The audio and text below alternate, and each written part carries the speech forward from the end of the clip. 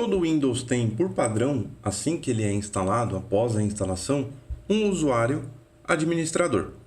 Porém, esse usuário administrador, ele fica por padrão inativo, ele fica desativado no sistema. Por quê? Durante a instalação é criado o primeiro usuário. Esse primeiro usuário pertence ao grupo de administradores. Então, ele não tem o nome administrador, ele tem o nome primeiro usuário, que é um nome que, na verdade, vai ser definido durante a instalação do sistema operacional do seu computador.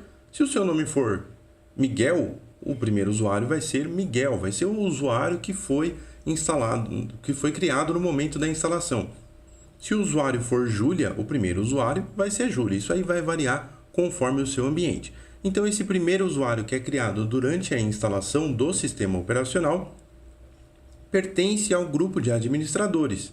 Então, ele tem poderes administrativos.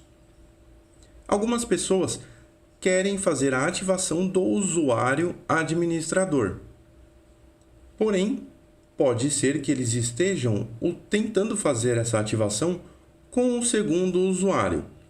E qual é a característica do segundo usuário? O segundo usuário ele vai ser criado pelo primeiro usuário, que pertence ao grupo de administradores. Só que quando esse primeiro usuário for criar o segundo usuário, ele vai ter um campo lá para definir se esse segundo usuário ele é limitado ou se ele tem permissões de administrador. Então, ele pode pertencer ao grupo de administradores. Se esse segundo usuário for definido como um administrador pelo primeiro usuário, ele pode executar procedimentos para ativar o usuário administrador. Porque na hora de fazer o procedimento para ativar esse usuário administrador, esse segundo usuário vai ser solicitado para ele uma permissão de administrador. Ele vai informar, olha, eu sou administrador, eu posso fazer essa alteração. Então, ele vai conseguir habilitar o usuário que tem o nome administrador no sistema operacional. E a partir disso, ele pode definir uma senha para o usuário administrador e começar a utilizar o usuário administrador para fazer as suas tarefas ao invés de usar o segundo usuário.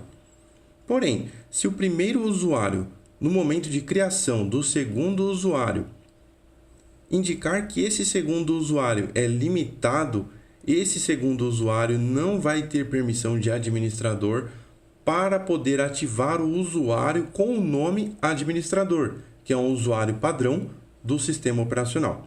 Então, por isso que às vezes esse segundo usuário, quando vai habilitar o usuário administrador ou fazer a alteração de senha, se depara com um problema, se depara com um erro pedindo uma senha de administrador. Por quê? Apesar do administrador estar inativo, esse segundo usuário, por ter permissão limitada, o usuário pode pensar, pô, mas como é que eu vou ativar o usuário administrador se eu não tenho um administrador? Eu sou um usuário com outro nome. A Júlia, por exemplo. Mas esse tutorial ensina errado, porque não tem como. Na verdade, a questão é, você precisa usar o primeiro usuário para ativar o usuário com o nome administrador. Porque por mais que o primeiro usuário não se chame administrador, ele pertence ao grupo de administradores e ele tem permissão para poder fazer isso. Se o primeiro usuário foi criado pelo seu pai, pelo seu irmão, pela sua mãe, pelo administrador da empresa, você precisa pedir para essa pessoa poder ativar ali o usuário administrador. Dependendo da decisão dele, ele pode falar, não, você não precisa, você pode continuar aí com o seu segundo usuário limitado. E é por isso que alguns tutoriais não funcionam. Não é que o tutorial não funciona, é que o segundo usuário é limitado e não pode ativar o administrador.